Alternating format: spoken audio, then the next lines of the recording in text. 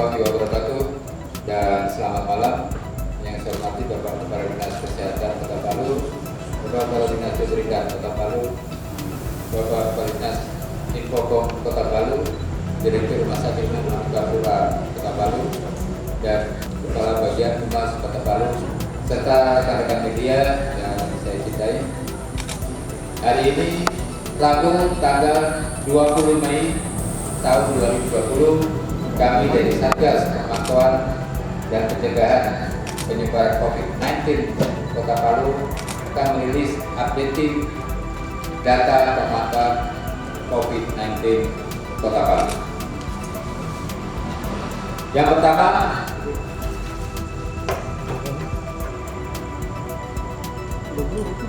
pelaku perjalanan. Hari ini dilaporkan ada kasus baru 4 pelaku perjalanan, dan yang masih dilakukan pemantauan untuk masa 14 hari sejumlah 50 kasus pelaku perjalanan, dan yang telah selesai dilakukan pemantauan untuk masa 14 hari sejumlah 1.702 pelaku perjalanan. Untuk kasus orang tanpa gejala, hari ini tidak ada laporan kasus baru, dan yang masih dilakukan pemantauan untuk masa 14 hari sejumlah 43 orang tanpa gejala, dan yang telah selesai dilakukan pemantauan untuk masa 14 hari total hingga hari ini 188 orang tanpa gejala. Selanjutnya, untuk kasus orang dalam pemantauan, hari ini dilaporkan ada 1 kasus baru, dan yang masih dilakukan pemantauan untuk masa 14 hari sejumlah 5 ODP, dan yang telah selesai dilakukan pemantauan untuk masa 14 hari total hari ini sejumlah 233 kasus orang dalam pemantauan. Untuk kasus pasien dalam pengawasan, dilaporkan hari ini ada kasus baru, dan juga dilaporkan pada hari ini ada 3 kasus pasien dalam pengawasan yang telah dinyatakan sembuh atau non-COVID. Jadi total untuk pasien dalam pengawasan Kota Palu yang sembuh sejumlah 18 kasus, dan yang dirawat ada sejumlah 10 kasus.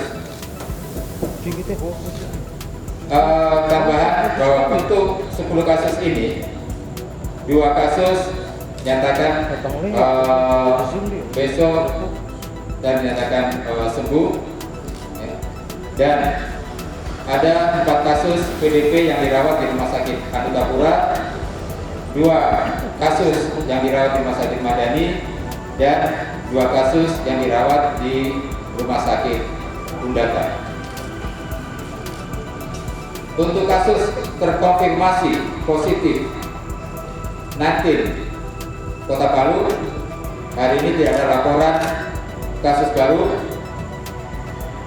dan yang masih dirawat di rumah sakit sejumlah 6 kasus, 2 kasus dirawat di Rumah Sakit Gapura, 1 kasus dirawat di Rumah Sakit Undata, dan 3 kasus dirawat di Rumah Sakit Madani. Selanjutnya, laporan dari pos pemeriksaan di pintu-pintu masuk Kota Palu. Yang pertama dari pos pemeriksaan Tawa ini hasil screening dilaporkan ada 66 kasus pelaku perjalanan. Di pos pemeriksaan Panteloan perbatasan Wani, hasil screening ada 23 kasus pelaku perjalanan. Di pos pemeriksaan Watu Sapu, hasil screening dilaporkan ada 364 pelaku perjalanan. Untuk posko Taipa dilaporkan pelabuhan penyeberangan ferry di Taipa, pos pemeriksaan Taipa dilaporkan ada 10 kasus pelaku perjalanan.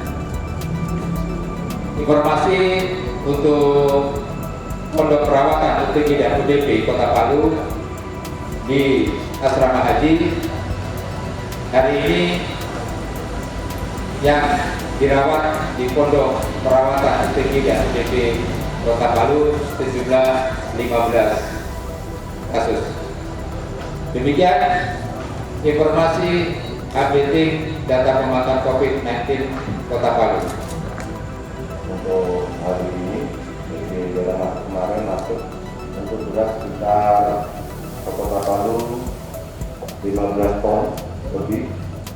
Itu masuk Kota Palu, tapi ketersediaan di distributor saat ini untuk beras masih mencukupi karena memang di distributor di pasar-pasar sudah ada sekitar 65 ton, sementara di Bulog tersedia sekitar 1.500 ton dan ini sudah distribusi ke pasar-pasar.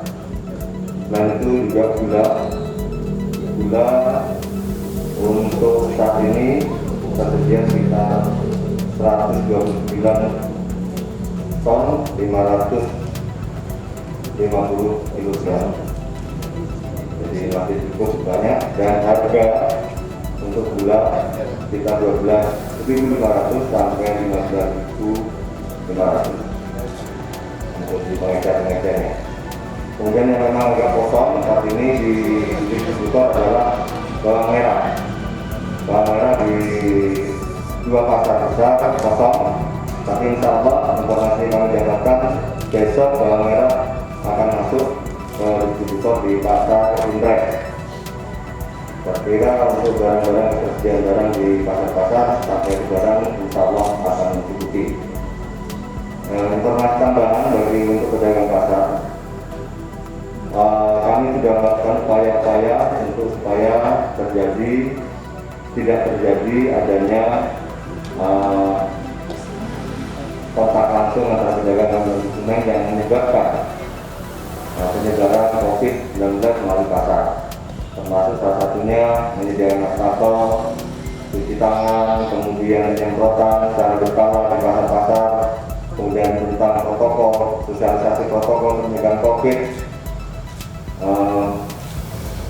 Bahkan kita pun petugas pasar sempat melakukan pengusiran terhadap para pedagang yang tidak menggunakan masker, termasuk konsumen ataupun yang datang berbelanja di pasar tidak dengan masker. Kita lakukan pengusiran untuk segera menggunakan masker. Oleh karenanya kami berharap pada para pedagang di pasar tadi yang Masomba, Manunggal, juga sekali lagi kami berharap agar semuanya menggunakan masker. Demikian juga yang menunggunya. Seperti yang disampaikan Pak Dokter Kepala Dinas dalam Direktur Rumah Sakit Untapura, kami berharap pasar tidak menjadi tempat penyebaran COVID-19. Sekali lagi kami berharap pasar tidak menjadi tempat penyebaran COVID-19. Saya kira itu saja tambahan kami. Terima kasih. Mohon maaf apabila ada kekurangan. Wassalamualaikum warahmatullahi wabarakatuh. Warahmatullahi wabarakatuh. Selamat malam, salam sejahtera buat kita sekalian. Alhamdulillah, untuk tilawah alhamdulillah kita patut bersyukur kepada Allah Subhanahu wa Ta'ala, Tuhan yang Esa, karena pada hari ini alhamdulillah kasus terkonfirmasi tidak ada walaupun ada PDP tahap 2, tetapi juga ada yang keluar sehingga masih tetap stagnan. Cuman saya ingatkan kepada segenap masyarakat bahwa Kota Palu ini bisa seperti ini berkat kerjasama kita semua.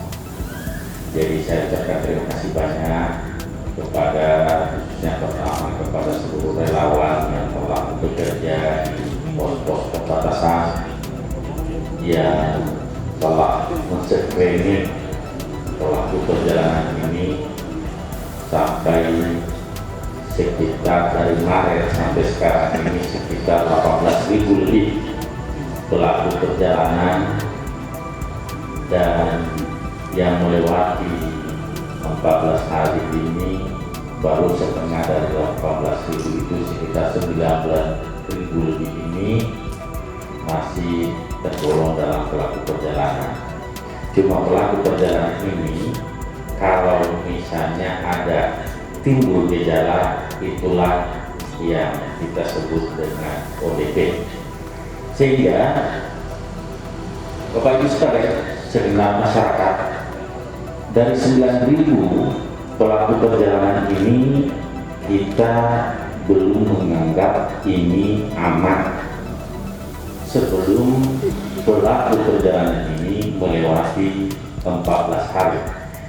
Dari 9.000 lebih yang ada di Kota Palu ini, kita tetap pantau dan puskesmas dan rumah sakit tetap menunggu jika pelaku perjalanan ini tiba-tiba ada perubahan, baik suhunya naik, gak ada gejala batuk, dan khususnya ditambah lagi dengan sesak, maka segera melaporkan diri ke puskesmas dan rumah sakit terdekat. Sehingga masyarakat Kota Palu perlu saya sampaikan bahwa situasi saat ini belum bisa dikatakan kita bebas COVID.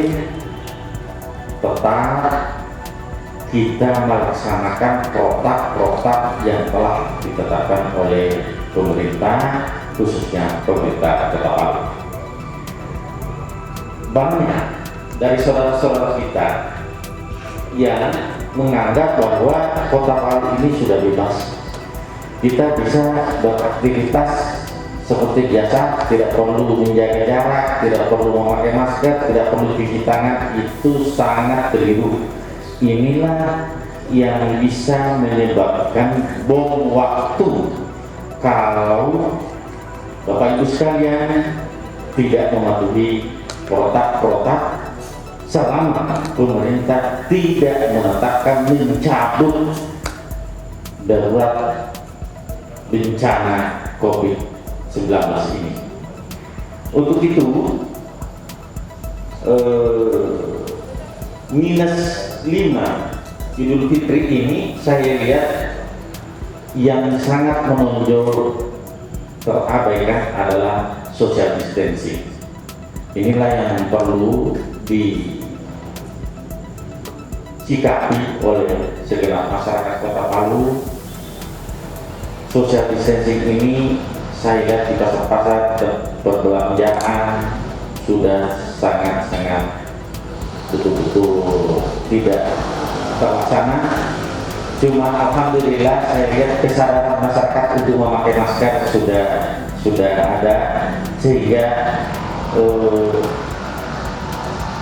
ini merupakan salah satu prioritas, salah satu sarana untuk memutus mata rantai. Tetapi sedapat mungkin untuk hal-hal tertentu masih memungkinkan. Kalau masih memungkinkan, bagaimana bisa menjaga jarak? Jarak ini yang memang saya lihat agak sedikit kendor. Untuk itu kepada masyarakat saya mengimbau jangan menciptakan bom waktu untuk Kota Palu. Kita memang sekarang dalam keadaan stabil, alhamdulillah, syukur alhamdulillah dalam keadaan stabil, tetapi ini berkat kerjasama kita semua. Jadi mulai dari relawan yang ada, mulai dari posko-posko, kemudian segenap tim surveillance dan posko kelurahan yang memantau. Ini semua setelah ditetapkan oleh pemerintah Kota Palu, dan ini berjalan sebagaimana yang kita harapkan bersama, dan hasilnya kita bisa rasakan sekarang ini. Tetapi ini jangan dikendorkan sebelum ada ketetapan dari pemerintah Kota Palu untuk mencabut atau tanggap darurat bencana Kota Palu sudah tidak ada. Untuk itu masyarakat, saya berharap banyak, mari kita sama-sama menjaga Kota Palu ini dalam keadaan situasi sekarang ini yang sangat berdesak-desakan, terutama di pasar-pasar. Saya berharap mudah-mudahan saudara-saudara Islam semuanya bismillah, pakai masker, keluar pergi belanja, kontak jangan terlalu lama, sehingga nanti insya Allah mudah-mudahan tidak ada peluru nyasar, tidak ada kasus-kasus positif atau kasus OTG yang berkeliaran, karena apa, kita sudah memberikan satu wanti-wanti bahwa kasus-kasus OTG ini supaya tetap di rumah, dan sebagian besar juga sudah dirawat di posko perawatan asrama haji.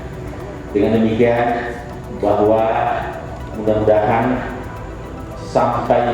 sampai selesai lebaran nanti ini, dengan berdesak-desakan ini tidak menjadi pemicu untuk bertambahnya kasus. Mudah-mudahan, insya Allah, amin. Ini adalah kita sama-sama luruskan niat, karena kita menghadapi Idul Fitri, dan sekali lagi berdasarkan surat edaran dari MUI bahwa saudara-saudaraku semua, untuk warga Kota Palu silakan salat Id di rumah dengan keluarga, tidak ada salat Id di masjid dan tidak ada salat Id di lapangan. Ini berdasarkan edaran dari Majelis Ulama Indonesia yang disaksikan oleh Kapolres dari Dandim, Bapak Sekor. Majelis Ulama Indonesia menetapkan itu, dihadiri oleh NU, Muhammadiyah, Ansor, dan seluruh elemen-elemen masyarakat. Saya berharap janganlah ada yang memaksakan untuk melakukan sesuatu yang bisa berdampak pada Kota Palu yang kita sama-sama cintai ini. Demikian yang saya sampaikan, mudah-mudahan ada manfaatnya. Lebih kurangnya mohon dimaafkan. Wabillahi taufiq wal hidayah. Wassalamualaikum warahmatullahi wabarakatuh. Beberapa minggu terakhir ini saya sangat optimis, kurva tetap datar. Akan tetapi 2-3 hari ini saya sangat sedih melihat situasi di lapangan. Saya katakan sedih karena ini kita sangat-sangat tidak disiplin dalam menyikapi kondisi resiko-resiko yang akan timbul jika hal itu terus berlanjut hingga Idul Fitri. Saya sedikit memberi ilustrasi, jika kita melakukan perkumpulan atau kelompok-kelompok yang besar, misalnya salat Idul Fitri di lapangan atau di masjid atau di mana, yang saya khawatirkan jika ada salah satu di antara kita ada yang masuk ikut sholat misalnya, atau di pasar misalnya, satu orang saja yang kita tidak tahu siapa, apakah misalnya dari Makassar, misalnya dari Buol, dan ini tidak sulit masuknya ke Kota Palu, walaupun sudah ada di screening di pos-pos. Inilah yang buat saya khawatir beberapa hari terakhir ini dengan kondisi yang ada. Coba dibayangkan seandainya kita lagi berkumpul, satu orang saja masuk dan ternyata memiliki riwayat dan terkonfirmasi positif yang tak bergejala. Apa kira-kira terjadi? Kerja keras kita yang luar biasa mungkin bisa menjadi suatu kesia-siaan. Oleh karena itu harapan saya perlu kita pikirkan kembali risiko-risiko yang ada. Allah menciptakan virus ini agar kita berpikir cerdas. Yang menciptakan corona ini Allah juga. Jadi kita harus berpikir. Kalau sudah diciptakan ini, Allah juga meminta kita untuk berpikir cerdas. Seperti apa yang harus kita lakukan? Kita harus menghindari. Jangan hanya berkata, saya tidak takut sama virus corona, saya takut sama Allah. Yang ciptakan virus juga Allah. Oleh karena itu, marilah kita berpikir realistis, berpikir cerdas. Ya. Jangan main-main. Saya selalu optimis bahwa Kota Palu insya Allah tidak, tapi kondisi saya lihat di lapangan sekarang ini mudah-mudahan itu tidak terjadi. Tolong kita hati-hati. Coba dengan hati nurani yang dalam, jangan menggampangkan, jangan takabur. Kita jangan sombong menyikapi keadaan. Tidak apa-apa ini, kan tidak pernah naik, cuma sedikit ini kan yang positif. Tolong jangan. Ini kita tidak pernah tahu, walaupun kita sudah kerja keras, jangan sampai ada ternyata yang tidak terpantau 1-2 orang. Tidak ada yang menjaga. Kalkulasi ilmu epidemiologi kemungkinan besar tidak, tetapi dalam hal-hal tertentu sulit diduga. Karena di 3 tempat yang dekat dengan Palu ini ada yang banyak. Dari Makassar itu paling sering perjalanan dari Makassar ke Palu itu paling banyak sampai saat sekarang, dan tidak sulit tembus. Ya. Jadi kembali lagi mohon kiranya kepada masyarakat untuk benar-benar memikirkan keluarga, memikirkan kita semua, dan kemudian saya ingatkan kembali tim medis itu sangat terbatas. Ya. Tim medis sangat terbatas. Oleh karena dengan terbatasnya tim medis ini, mohon kiranya karena tim medis juga punya keluarga, mari kita saling memahami kondisi apa yang terjadi. Mulai dari sendiri pribadi kita menjaga agar kita tidak termasuk sebagai orang yang memperpanjang rantai penyebaran COVID-19. Kita harus hadir, tujuan kita hadir adalah untuk memperpendek atau memutus mata rantai. Kita jangan main-main. Oleh karena itu, saya berharap semua sungguh-sungguh kita kembali menyadari bahwa ini tidak main-main. Ya. Jangan hanya melihat grafik atau kurva, tetapi apa yang terjadi pada saat Idul Fitri nanti ini, bukan saya menakut-nakuti, tetapi ini fakta, ini berisiko untuk kita. Oleh karena itu, mohon maaf sekali lagi, mudah-mudahan Kota Palu khususnya kita selalu dalam lindungan Allah SWT. Dengan apa? Lewat ikhtiar. Kita jangan cuma hanya berdoa, tapi harus berusaha. Usaha apa? Menjaga, menghindari virus ini. Salah satunya itu cuci tangan, masker, dan kontak. Nah ini kontak ini sekarang yang mulai terjadi. Nah pada saat pada Idul Fitri nanti, itu kontak tidak bisa dihindari. Sehingga pada kesempatan ini kami mohon kiranya masyarakat untuk benar-benar memikirkan dengan sungguh-sungguh.